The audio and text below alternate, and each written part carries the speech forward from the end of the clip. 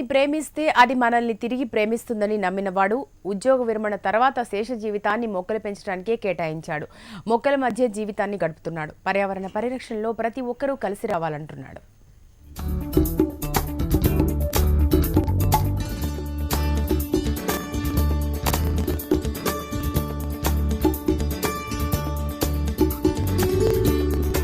ఈయన ఆదిలాబాద్ జిల్లా లక్సెట్టిపట్టి మండలంలోని ఉత్కూరు గ్రామ పంచాయతీలోని ఆంధ్ర కాలనీకి చెందిన కొండాజీ బ్రహ్మాజీ ట్రెజరీ డిపార్ట్మెంట్లో డీటీఓగా రిటైర్డ్ అయ్యి పచ్చని మొక్కల మధ్య శేష జీవితాన్ని గడుపుతున్నాడు. అందుకోసం తనే ప్రత్యేకంగా మొక్కల పెంపకానికి నడుం బిగించాడు. ఇంటి ఆవరణలోనే వందల సంఖ్యలో మొక్కలు పెంచుతున్నాడు. అందులో ఔషధ, వాణిజ్య, పూల, పండ్ల మొక్కలున్నాయి.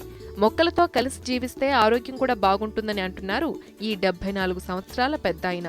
టైంకు వర్షాలు రావాలన్నా కానీ కూడా మొక్కలు చెట్లు పెంచడం కంపల్సరీ కనుక ప్రతి ఇంటింటికి ఎక్కడ స్థలం ఉన్నా కానీ కూడా అక్కడ మొక్కలు నాటి దాన్ని మెయింటైన్ చేస్తే చాలా పర్యావరణ పరిరక్షణ జరుగుతుంది. నాది ప్రత్యేకమైన సూచన, దయచేసి మొక్కలు నాటకున్నా పర్వాలేదు కానీ మొక్కలను మాత్రం నరకకండి.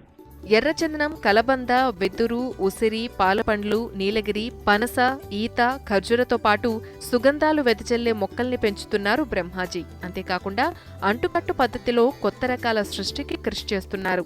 కొండాజీ బ్రహ్మాజీ మొక్కల పెంపకాన్ని గుర్తించిన ప్రభుత్వం తెలంగాణ ఆవిర్భావ దినోత్సవం సందర్భంగా హరితహారం అవార్డు ఇచ్చింది.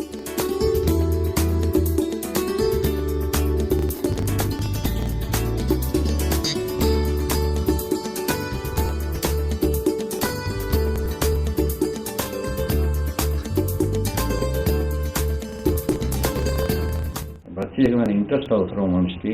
ఏదో చెట్టు మొక్క నాటడం అంటే తనకు తాను పెరగదు. అది కాక మొక్క నాటిన తర్వాత దాన్ని మెయింటైన్ చేస్తూ కూడా చాలా కష్టమైన పని. మొక్క నాటుకుంటూ పెట్టేస్తే అరణ్యం అయిపోతుంది, తోట కాదు. బ్రహ్మాజీ మొక్కల పెంపకం అటవీశాఖ అధికారుల్ని కూడా ఆకట్టుకుంది.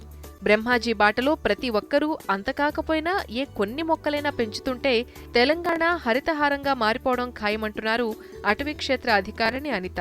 ఆదిలాబాద్ జిల్లా హరితమిత్ర అవార్డు తీసుకున్నందుకు ఎంతో హ్యాపీగా ఉంది. కంగ్రాట్స్ టు బ్రహ్మయ్య గారు.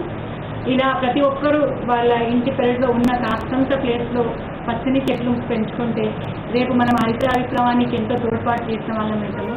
ప్రకృతిని ప్రేమిస్తే అది తిరిగి మనల్ని ప్రేమించడమే కాకుండా రక్షిస్తుందని, ఎన్నో ప్రయోజనాలు ఇస్తుందని కొండాజీ బ్రహ్మాజీ స్వీయ అనుభవంతో చెప్తున్నారు.